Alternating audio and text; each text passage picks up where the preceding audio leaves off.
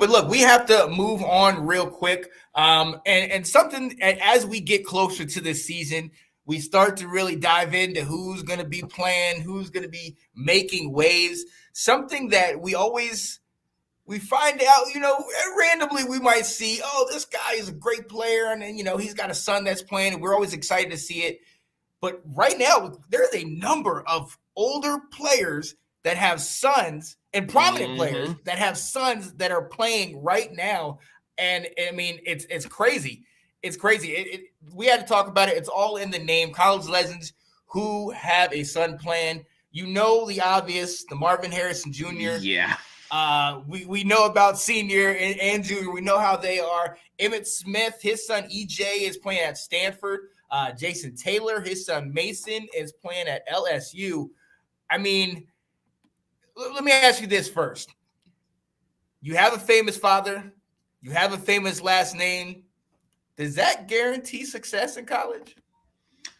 If anything, I think it just adds more pressure to you because when you have that last name, or if you're in the case of Marvin Harrison Jr., the exact same name as your father, and people know what they've done before you, they're expecting you to be great right off the bat. Immediately. So there's nothing but pressure there.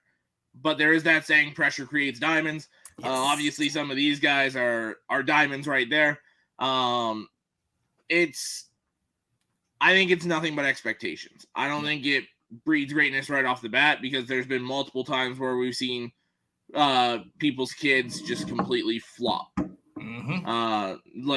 I hate to use this one because it just passed recently, but Ray Lewis's kid was just kind of average in college and struggled to get on the field when he played. And it's just, you've got phenomenal people like that where they crumbled under the pressure. They just weren't as good as what they were expected to be, whatever the reason is. But you've got these guys here that are balling out on the brightest stage. Yeah. And that's huge. And like you said, expectations are a big deal. The pressure is a big deal. I could think of two guys in my mind in the recent past that came, from famous last names. One was Joe Montana's son, who ended up going to Tulane, and another was Barry Sanders' son, who ended up going to, I believe, Stanford. And I was, when I found out that they were in college, I was like, oh my goodness, I'm actually going to get to see the offspring of a legend. And I'm going to tell you something. I was sorely disappointed. I'll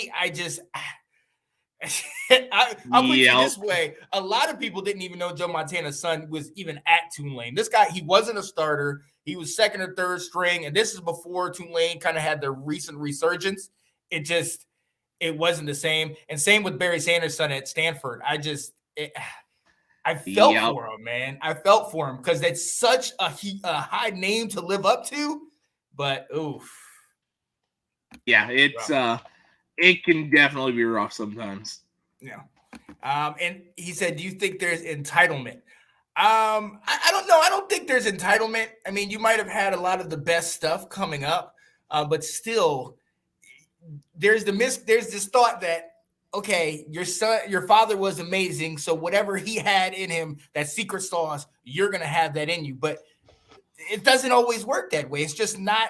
It's different era sometimes different position. Sometimes it's just once in a lifetime type situation that you just can't duplicate.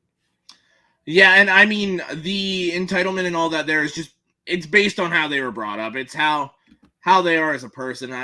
If they ended up being spoiled and everything and not shown how to be a proper human being, then yeah, there's obviously going to be that entitlement there. But yeah, Johnny puts it perfectly. If you go in just thinking you're going to get the whole world, you will get humbled real quick on that field. Very quickly. Yeah, absolutely. So look at the bottom here. If you see, obviously I had the names, Marvin Harrison and his son, Emmitt Smith, and his son, Jason Taylor, and his son. On the bottom, if you see, I'm scrolling names of a bunch of other prominent father-son duos. The first being Jerry Rice and his son Brendan Rice at USC, Edgerrin James and Eden James. Eden James plays at Howard. Frank Gore Sr. and Frank Gore Jr. He plays at Southern Miss. And then Deion Sanders with Shador and Shiloh. They play at Colorado. And Chad Pennington with his son Cole Pennington playing at Marshall. And I mean, I think we mentioned it. One of the things that immediately, first thing that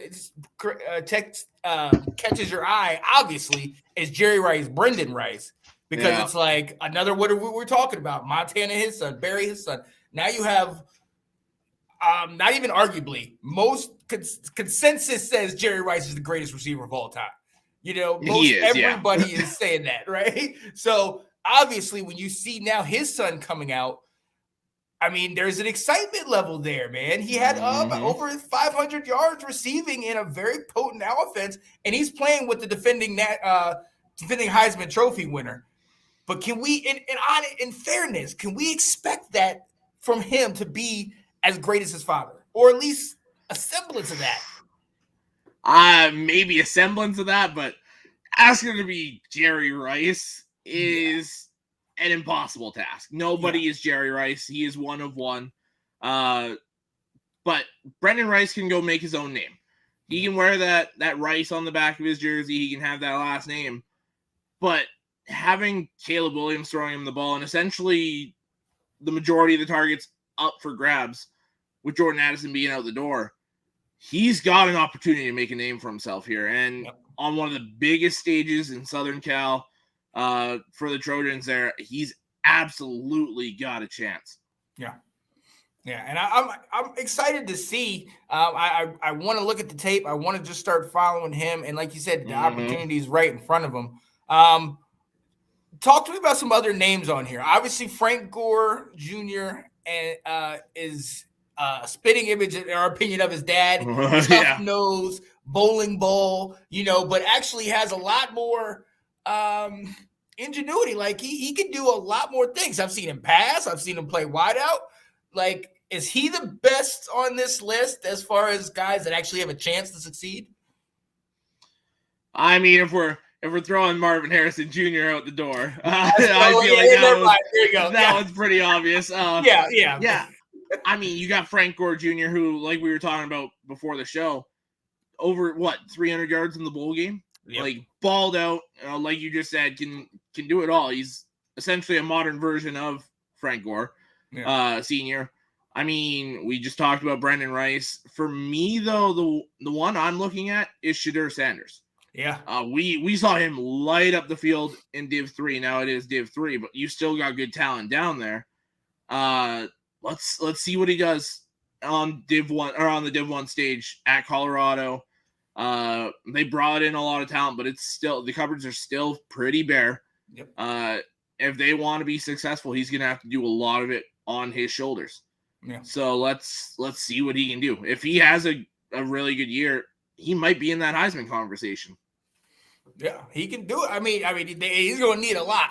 He's going to need a lot. And Johnny was saying, didn't Shiloh? I thought Shiloh didn't make the cut. I heard he also might have transferred. Have you heard? I'll see if I can find anything. I haven't heard anything. I'll see if I can find something. I thought I heard something about Shiloh either leaving or maybe he did make cut. So I'm not sure.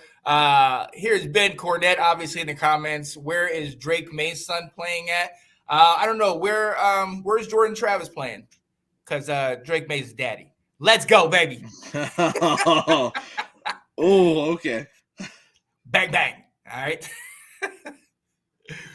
But but for me, I definitely love that. Shador Sanders, he has to prove something, in my opinion, making the transition from HBCU to D1 ball. That's definitely a big thing. Obviously, somebody we'll talk about today, Mason Taylor, tight end out of LSU. They are on the rise with Jaden Daniels, and he can definitely get some attention this year. But Yeah, for me, honestly, the main guy is going to be Brendan Rice. I really just want Yeah. to see what he can do. I mean, you literally have a coach that is a lover of the passing game. You have a quarterback that was the Heisman Trophy winner that's trying to go up for this number one pick. You are going to be throwing all over the place, and you are going to have so many opportunities. Brendan Rice, that's the one. That's the one I got to keep my eyes on. And obviously Shador, Frank Gore, some of these other guys. I want to ask about Cole Pennington. Is there, Chad, I love Chad. Chad Pennington had Randy Moss in college. So, let's not. And I know you have a certain feeling about Mr. Pennington and the years he did. Did he come to you guys at all? Or no, it was Harrington. No. That was Harrington. Yeah. Yeah. Great. Really good college quarterback. Yeah. I'll leave it at that. Nothing in the pros. Yeah. Yeah, I want to see if he can do anything at Marshall, if he's just going to be kind of what his dad was in the pros. Like, I'm trying to be nice. Misador, what's going on, man? We talked about Pat. That's how we opened the show with Pat Fitzgerald. A crazy, crazy situation. So, yeah. And we're expecting more fallout at Northwestern. Oh, without a doubt. Yeah. So crazy, and just reading those stories. What did Johnny say? I just got a message here that said hitting the laugh base is too much against community standards. What? Oh my goodness. That's Facebook for you. Well, there you go. There you go. So, hey, it's going to be interesting. Stay tuned to this. Obviously, if this isn't father-son, but Arch Manning, famous son or, family member to a Hall of Fame family. We all want to see if he's going to get in this year, as Quinn Ewers is going to continue to be QB out in Texas. Quinn's QB1. Yeah. Now, what we know is Hudson Card got an opportunity to come in because Quinn was hurt, and that got him a job elsewhere. So let's see if Quinn can. I think Arch is going to get a lot of mop-up duty because I think that offense will run the score up on some teams. Mm-hmm. But it's going to be pretty clear in the depth chart who's one and who's two. And then I think Quinn's gone after this year, going to the NFL, and then it's Arch's team for the next couple of years. Oh, yeah. Texas is they're already looking at the early conference previews, rankings, and everything, and they got Texas. They're thinking they're going to be number one. Them and maybe Kansas State. I agree with that. Kansas State is going to be interesting to see because they lost their quarterback, right? Martinez is in the NFL, so and not to mention Deuce Vaughn. Yeah. So your two main components of that offense are gone. So they're going to have some heavy replacing to do there. Texas, outside of Bijan Robinson and Roschon Johnson, didn't lose much. Now that's two big losses. Mm-hmm. And DeMarvion Overshone on the defense as well. But most of that team is still intact. So I do think Texas, look out for Kansas as a sleeper there. You still got Jalen Daniels coming back. They went toe-to-toe with Arkansas in the bowl game. Mm-hmm. That's a sleeper team. That might be this year's TCU in that conference. Yeah. Oh, yeah. Watch out for that. Suggestion for a possible future segment. Brothers, who's better? I like that. I do too. Oh, yeah. We might have to take a look at that for sure.